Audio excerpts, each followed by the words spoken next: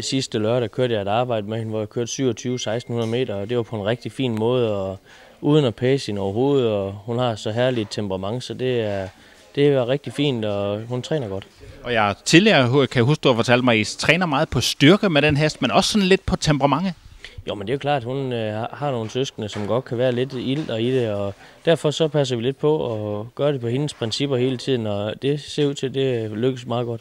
Og det med styrke med sådan en ung hest, hvordan gør man det? Jo, men hun går nogle lette intervaller og kører lidt bakketræning, og vi bruger meget tid på at køre lidt i skoven med hende, og det trives hun rigtig godt med. Nu viser vi nogle billeder her, hvor du sådan triller lidt rundt med den ude på banen her i Skive. Hvad er det en typisk travhest, den her?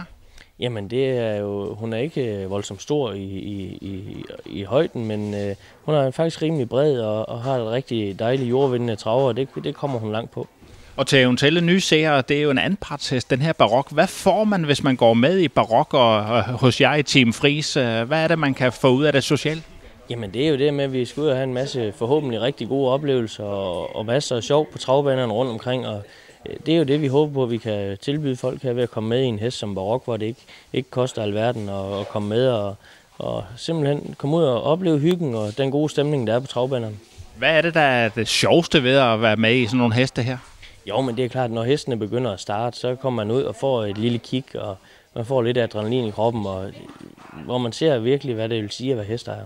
Og man kan fornemme de gange, man snakker med dig, det er en hest, du tror på, der er godt. Det er ikke sikkert, at det bliver en verdensstjerne, men man kan få de her gode oplevelser med hesten. Jamen det føler jeg. Hun gør alting rigtigt. Alt, hvad jeg beder hende om, der opfører hun sig simpelthen så godt, og jeg har intet negativt at sige om hesten. Hun er meget sød at have med at gøre i hverdagen, og gør stort set det, vi vil have hende til. Og når vi træner, jamen, så er hun meget nem at omgås, og som jeg har sagt før, har et rigtig dejligt temperament.